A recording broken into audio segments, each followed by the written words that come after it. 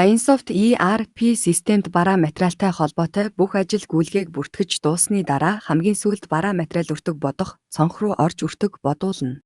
Бараа материалын өртгийг ямар хугацаагаар бодуулах вэ гэдэг нь танай байгууллагын дотоод бүртгэлийн процесс, хяналттай холбоотой асуулт бөгөөд сардаа хяналт хийх үү?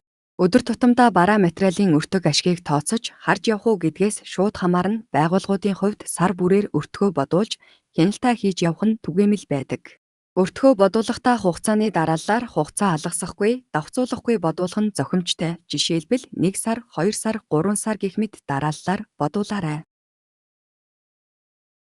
Хэрэглэгчдийн түгээмэл гаргадаг алдаа нь эхлээд өртгөө бодуулаад дараа нь бараа материалын баримтаа шивж хадгалах тохиолдол юм. Энэ тохиолдолд хамгийн сүүлд дахин өртгөө бодуулах шаардлагатай болно. Системээр бараа материалын өртөг бодуулж байгаа нь таны шивсэн борлуулалт. Дотоод зарлага, дотоод хөдөлгөөн, худалдан авалтын буцаалт зэрэг бараа материалын зарлагын гүйлгээнүүдэд өртгийг жинсэн дундаж, өртгийн аргаар бодож өртөг багнанд мөн журнал гүйлгээ балансад өртгийн дүнгээр бичлэлт хийн. Хэрвээ бараа материалын зарлагын гүйлгээ шивээгүй, эсвэл зарлагын гүйлгээний журнал холбож үүсгээгүй бол өртөг бодуулах шаардлагагүй юм.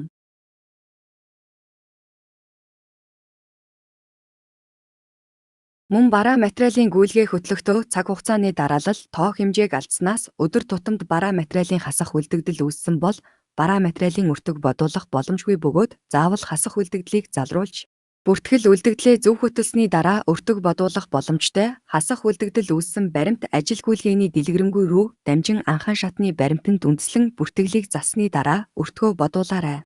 Танд амжилт хүсье.